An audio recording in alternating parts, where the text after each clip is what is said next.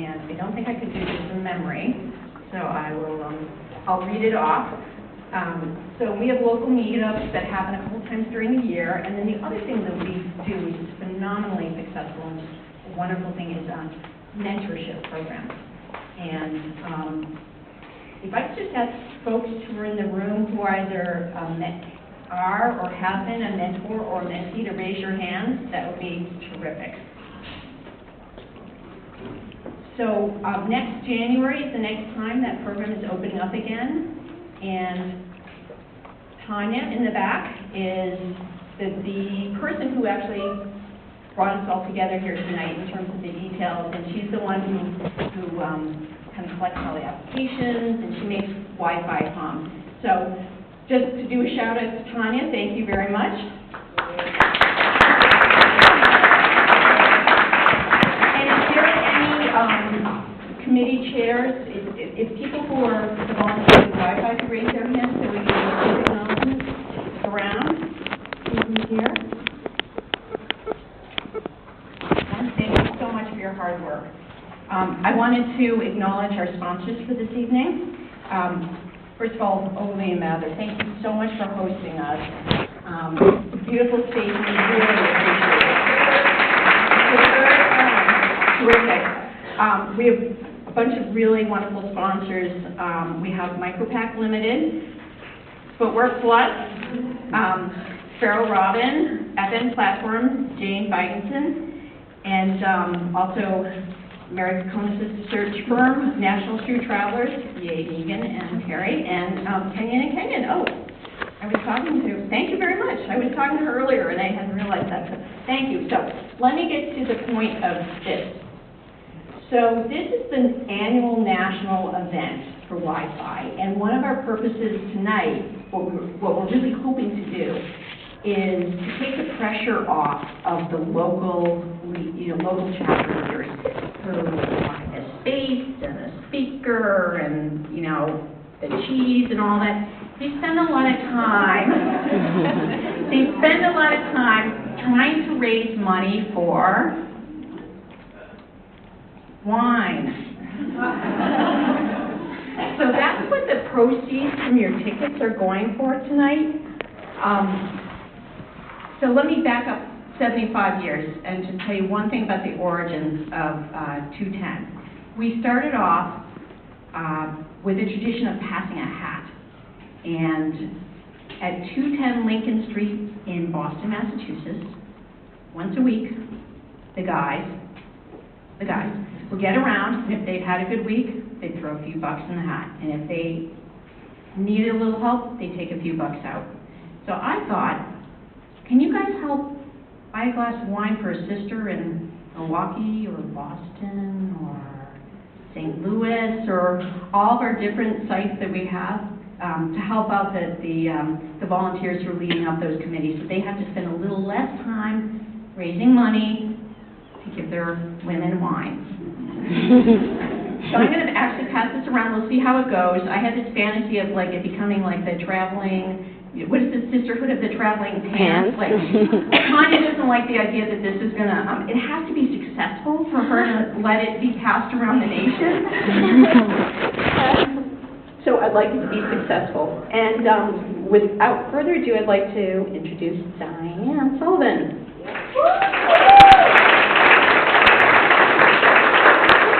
Thanks, Kate.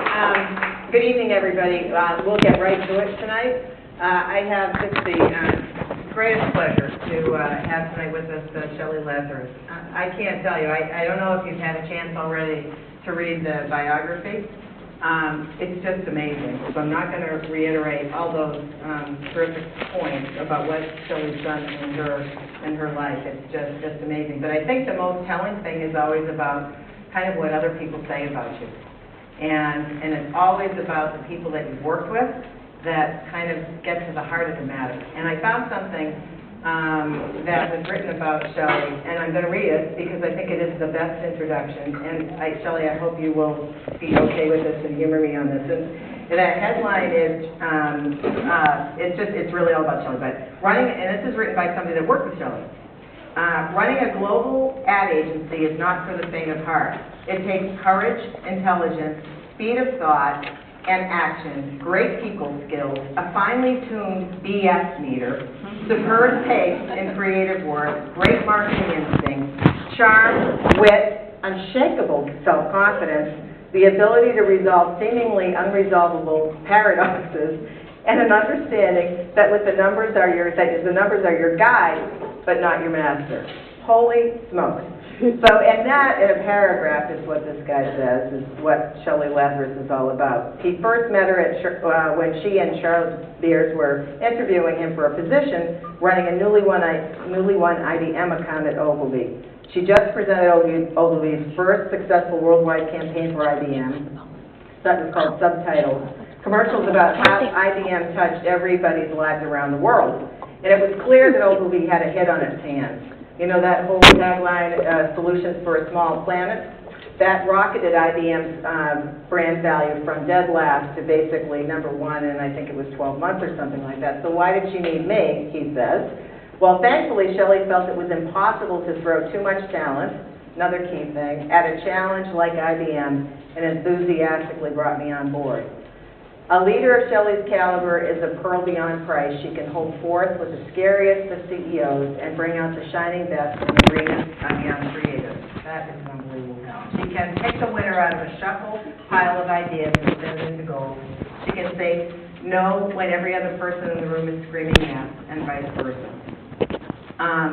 It goes on a little bit, and then it goes on by saying, I sometimes worry that the guys who run the big holding companies don't fully appreciate the level of talent that's required to run a major agency. I get the impression that they think agency heads are interchangeable parts. One's pretty much like another, plug and play. But when it comes to Shelley Lazarus, the old Porsche tagline applies. There's no substitute. So with that, I'm going to have Shelley to join me on stage here.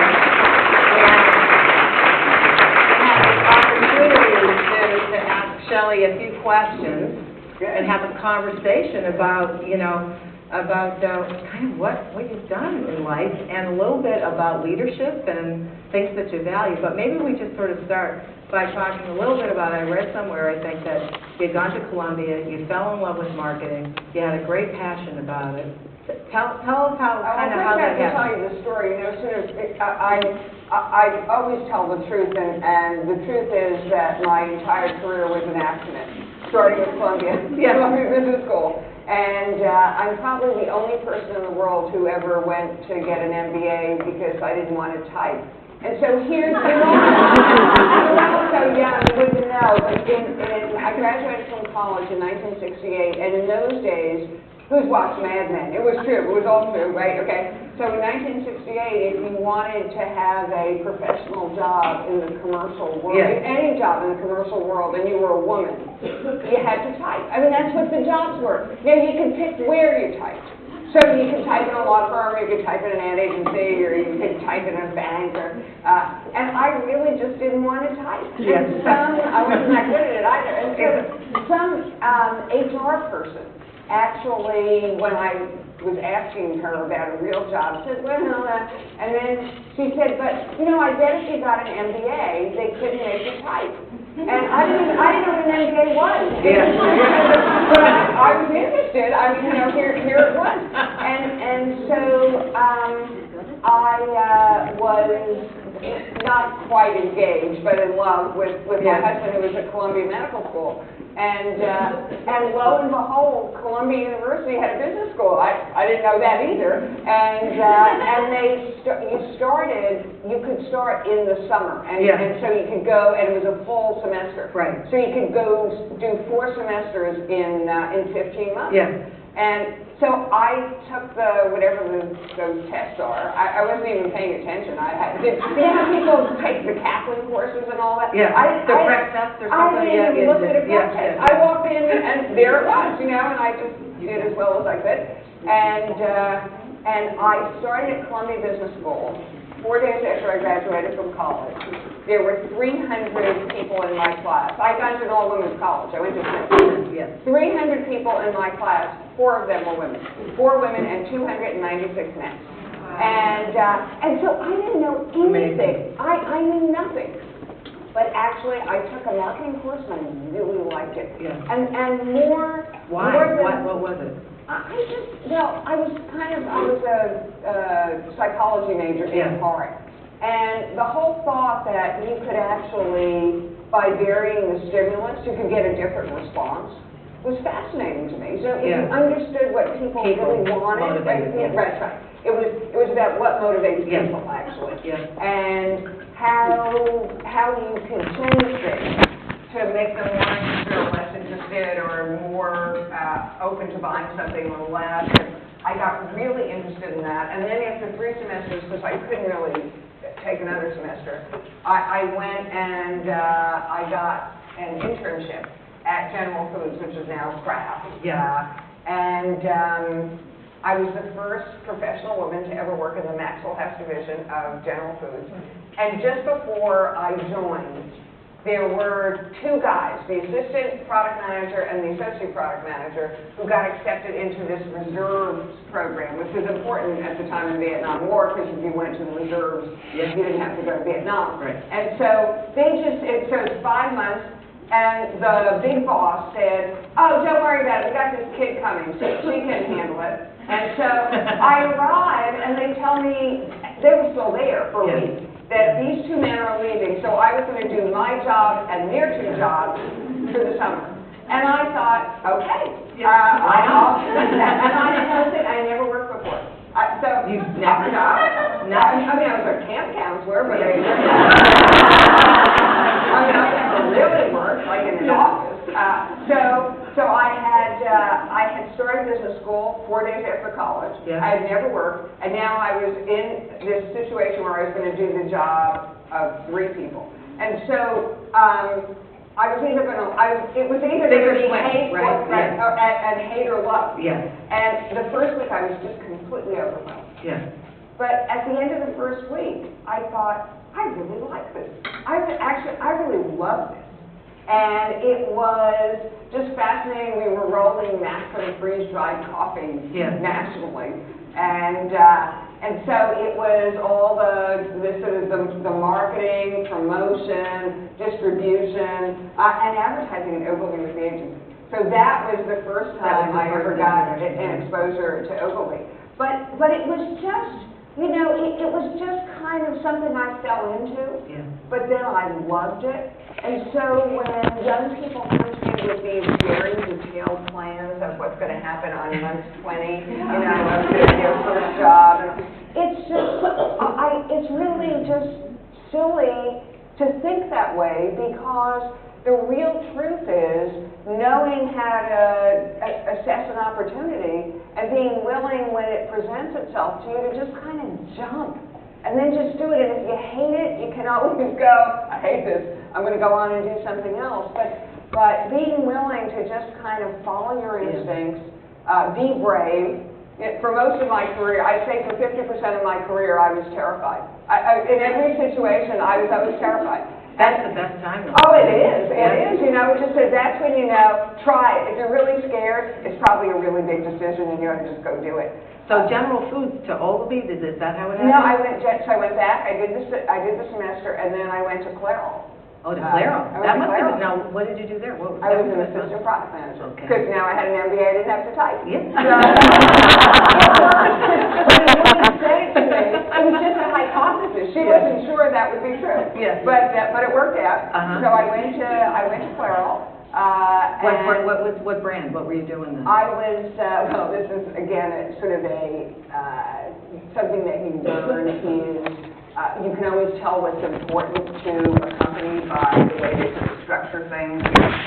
So hair coloring was really important to Clairol. And they had the hair coloring groups sort of finely parsed. So there was the Miss Clairol group and the Beautifully Blonde, Nice and Easy, Loving Care, and each one of those groups had like 10 people working on it. And then they had shampoos and conditioners, all of them. And that was just like 2 people. And so I were on the shampoos and conditioners. One of the great things I ever did in my life was I introduced journalists. Really? I always think that the most interesting marketing you can ever do is fragrance marketing, because you have to just completely imagine the whole thing. It's just a smell. And so you have to make up a whole narrative. So Herbal Essence was a little bit like that, because the senior vice president of marketing walked into my boss's office one day. He had just come back from London, and he puts this funny-looking bottle with green stuff in it. I remember. And he put it on the desk and said to this guy and me, I don't know what to do with this, but it smells fantastic. So it was a very vibrant, jewel-like green color. So it's very emotional. Very thick, yes, and with a fantastic smell. And so you just had to create the whole thing. You could do anything with it you wanted. And, you know, we first sort of did the packaging. We made it look like old-fashioned packaging. And we got the concept of, you know, because it smelled quite herbal. And the girl with the hair with flowers. Right. It was all creative. It was all creative people who just dreamed it up. They just dreamed up the entire thing. So that experience was what sort of went to Ogilvy. So that's sort of. So this is a great woman. We're all women, right? Most of us. It's we got a couple of guys here tonight. I'm happy to have you. But I was really happy at Clairol. I was doing well. It was all fantastic, and I got a call from a headhunter saying that Ogilvy was looking for someone who knew something about hair. Which was like we need a woman. I got it. Yes. Because they had a Lever Brothers shampoo product. It was the first shampoo and conditioner in one. And they needed somebody who knew something about hair to help them with this account. Right. And I wasn't going to leave Clairol, but I said, hey, those are the guys that work at Maxim Freeze Dry Coffee, and I'll go over there and just kind of say hello to them. So I'm never going to go there. Yeah. And so I went over and they introduced me. And then I thought, oh, martinis at lunch or no, we didn't do any of that. It was just, they were just the nice old guys I knew. Yeah. And I thought, okay, well, I'll spend 2 years here, and then I'll go on and do something else. Yeah. And I just never left. And that's the whole story. You know, all these charts and diagrams. I never left. I never had time to think about moving. So what was it, though, about Ogilvy? There must have been something in the culture that you loved. The culture was great. It's a very respectful culture. You know, we're the nice people. You know, people are nice to each other. There's great respect for the consumer, for the client. There's an enormous appreciation for ideas and for creative work, but also for accountability. That you were accountable to your clients, you were accountable for their sales. Remember, I got an MBA, so I had to do the business part too. And to be able to have creative people to think with about wild, off-the-wall, imaginative ideas, but ones that would, in fact, drive a business forward. Right. So that I always kept in mind, you know, what was the context? Why were we doing this?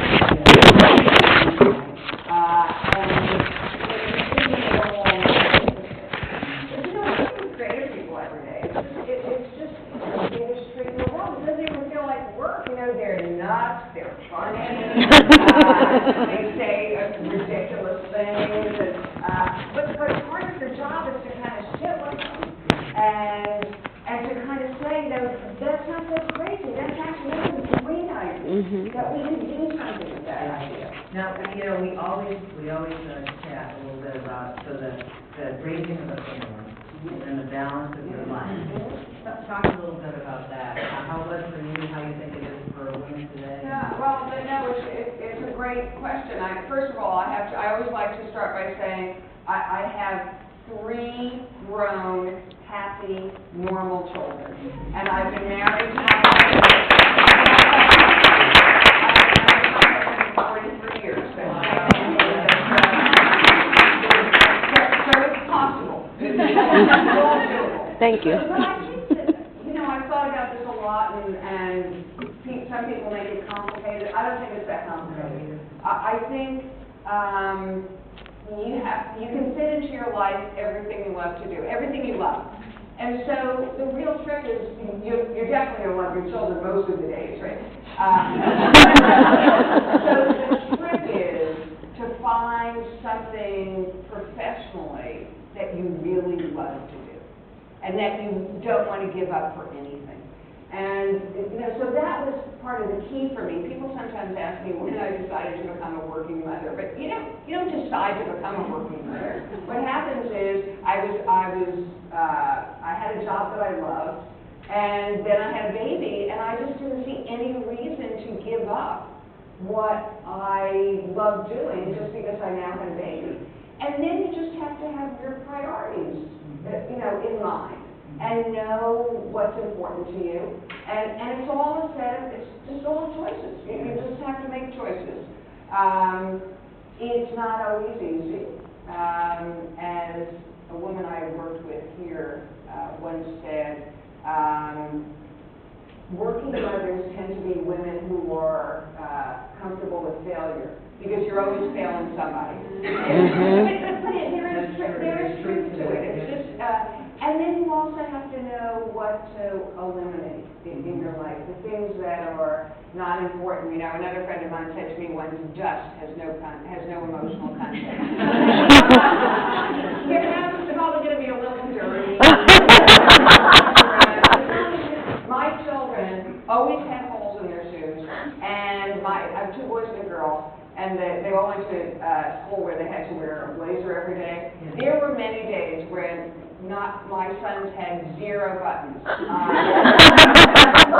there, nothing. I mean, they were just, but it just didn't bother me because it wasn't important to me. Yeah. And you just have to decide what's important. I stopped going out on Saturday nights, on the weekend, because if I was going to be working all day during the week, I was going to spend the weekend with my kids. And I lost some friends. They just thought that was wrong. But again, choices that you make. Yeah. Same kind of set of challenges you think today? Absolutely. Yeah. I think it probably manifests itself in different ways. And the other thing is, you can't be afraid to let people know what your priorities are. So when I always told people that my family came first. Now that didn't mean that I spent a lot of time with my family. People get confused. But when a choice came that my family was the priority, and so I said, I always used to walk right down the Center Hall of the agency when I had to go to the school play.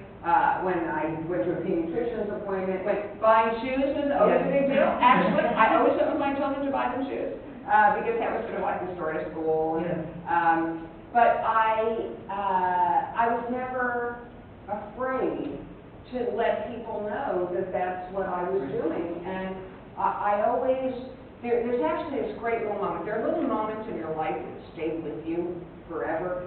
And I always talk about this moment because it replays in my head at least once or twice every week. And there was a media planner who walked into my boss's office when I was at Ogilvy one day, and she literally started to run around in circles. I don't know if you've ever actually, it's not just an expression, I don't know if you've ever actually seen someone run around in circles. That's what she was.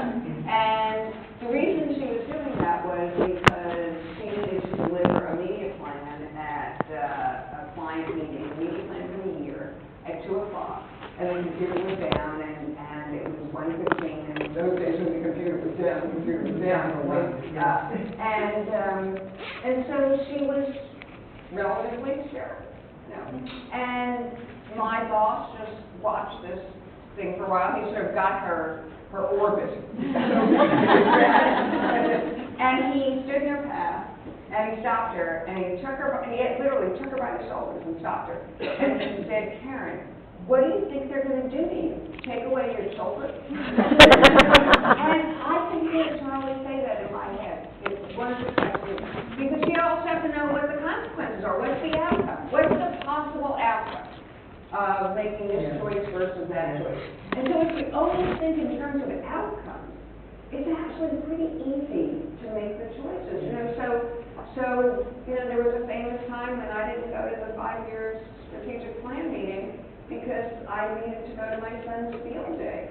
And when the client said, first of all, I didn't believe it, but then he saw that I was serious. And I said to him, if I don't go to this meeting where there are going to be 25 people and it's going to go on for 8 hours and I'm not there for 4 hours, you're not going to, 2 weeks from now, you're not going to remember. I said, but if I don't go to field day, my son's never going to forget. And so you just, if you measure the consequences, It makes it easy. it makes it easy. It makes it easy. You know what you're going to do. Yeah. Shifting gears a little bit, going back, maybe let's talk a little bit about leadership. And the kind of qualities that you think people really need to possess for 21st century leadership. Talk a little bit about that, what you think is important. Well, first, I think, I call it passion. I think you have to be passionate about what you do, because you kind of have to inspire people to go along with you. And so if you don't really care that much, I think the people around you don't really care that much. I think good leaders, great leaders, are inherently optimistic. And I always think, if you don't think the future is going to be better, why would anybody stay? Yeah. So if you don't even believe that, why would anybody else? And so that doesn't mean like the kind of Pollyanna, rah-rah, but you've got to, you yourself have to find a reason to believe. And then you've got to share that reason to believe with the people who are with you. I think great leaders are inherently generous. I didn't know this before, but I've come to know that. They share the problem. They share the conversation about the strategy. And they share the mission. And then they share the recognition. And it's just this inherent generosity. And so people want to be with people who are willing to share. It's starting to sound like everything I learned in kindergarten. That's good sharing. My grandmother goes, good sharing. Anything stand up in your mind that you've done along the way, that you dare share, that you think are perfect leaders that you've met and worked with? Well, I'm sure there are many. There's some. Well, David Ogilvy, was an amazing leader. I got to work with him, and he was completely outrageous. You just wanted to be with David because you never knew what was going to happen next, and it was just fascinating to watch it. But passionate, fearless, unafraid to speak his mind, unafraid to offer an opinion. I'm on the board of GE, and I worked with Jack Welch for a while. He's also amazing. I mean, I've never met someone who has so much kinetic energy. I can't even tell you what it is. But when he walks into a room, the whole room vibrates. And it energizes everybody in it. There's just this remarkable ability to really move people forward. Yeah. I was thinking also, as you were talking about that and thinking about how you started, that how quickly the world is changing today. And the way the consumer's shopping. And, at the end of the day, it's all still always about emotion and why they behave, how they behave. Right? Absolutely. But a little bit about maybe thinking about the future. How do you think about that? Impact of digital, all of that. Yeah, no, well, I think, first of all, it's there are so many options. Yes. I mean, there are so many ways to communicate. There are so many ways to shop. There's almost too much choice. And so I think that before we go into the things that are different, I actually think now more than ever, the things that were important about having a brand proposition, consistency, the ability to articulate what it is that's different, the ability to communicate what it is that makes the brand stand out is more important, actually, given all the options, given all the different choices that people have. And people have to be able to find the brand they know and love everywhere they go. This was always true. Yeah. Always true. You couldn't have great advertising and then have a terrible customer service phone line. Right. I mean, that don't work. Yeah. But now, when you have to do an audit, which I always think about, you audit the experience, the way the consumer experiences whatever it is you're offering. And those are highly to actually audit all the places they might find it is remarkable. But the principles that you apply when you're considering, when you're assessing how the brand is presented, remain the same. They absolutely remain the same. So all of that about brand success, you think is pretty similar to the way that it's... Absolutely. But here's the great thing, and here's something that frustrates me. When I spent some time in direct marketing, which I love, and everything we did in direct marketing in those years was to simulate a real-time conversation with a real-time customer, a real consumer, at the moment when they were interested in making a purchase. And so we would try to simulate it as we possible. Now you can do that. And what we do is we call it small state printing on the screen. And I just think it's crazy. It's just nuts. And that's why I think all the potential of selling on the internet is still there. The marketing part of selling on the internet. Because it should all be about interactive. It should all be about having a conversation with people in real time, which, some search gets you sort of there. Because people self-identify, it's sort of, and then you can serve them information about things they're interested in, but we can go so much further with it too in having this conversation. And so I think it's all in its infancy. But I wouldn't sit back and say, we got the internet, got it, banner ads. That's what works. Or Facebook likes. I really wish I could carry it around. I don't even have it anymore. There was an interview with a man who was about 20 about using Facebook that I saw somewhere. And they were asking him how he uses it. And of course, it was all from a manufacturer. Some manufacturer wanted to know how he used Facebook. And he finally, in frustration, looked at this interviewer and he said, I don't think you guys get it. We're not going to Facebook to have a meaningful relationship with wishbone salad dressing.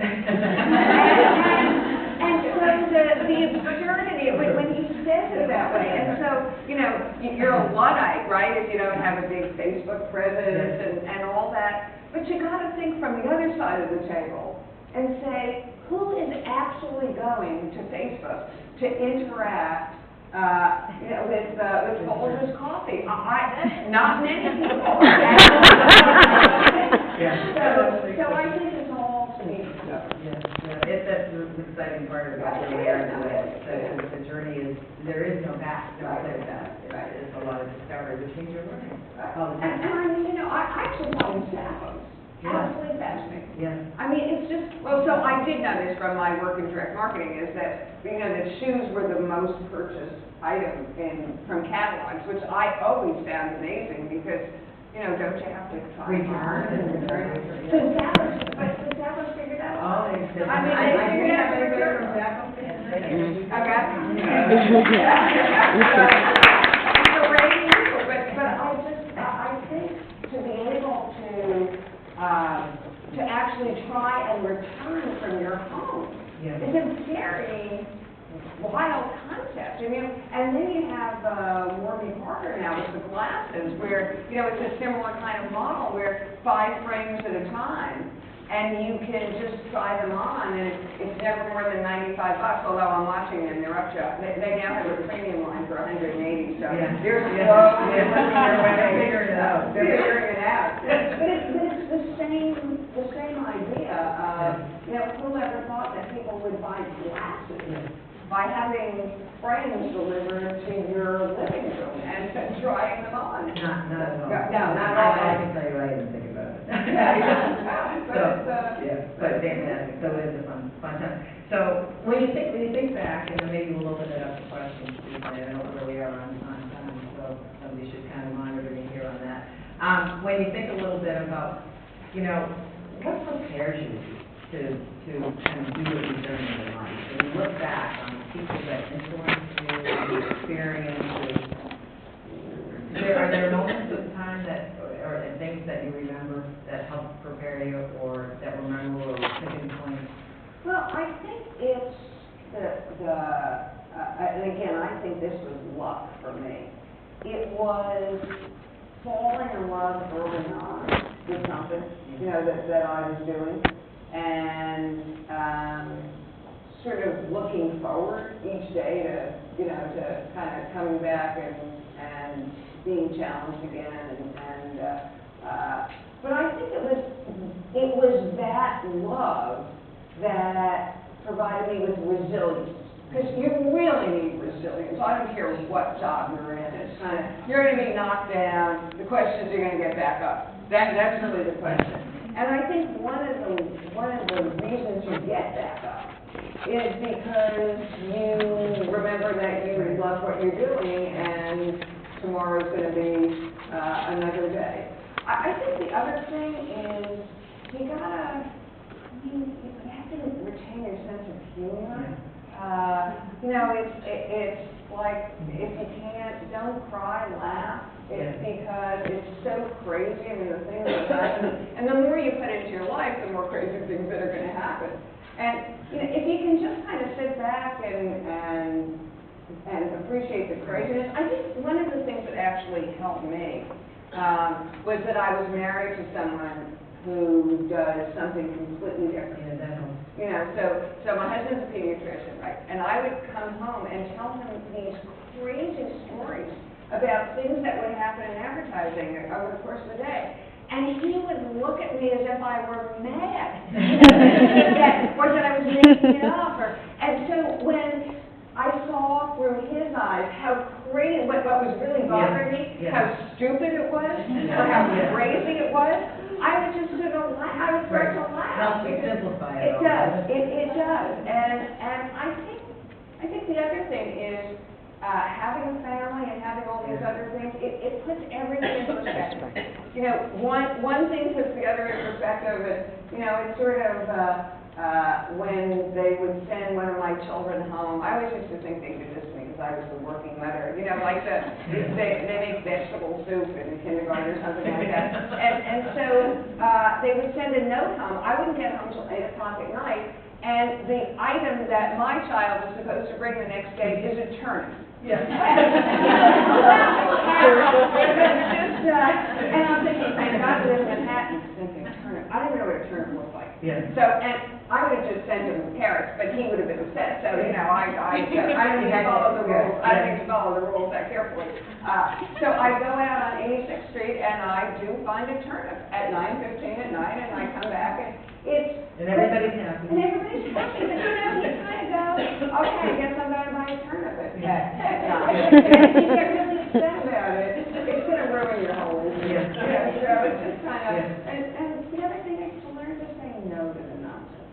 Now, I learned early on to say no to the nonsense. When people ask me to do certain things that I just thought had no redeeming value whatsoever, I would just say no.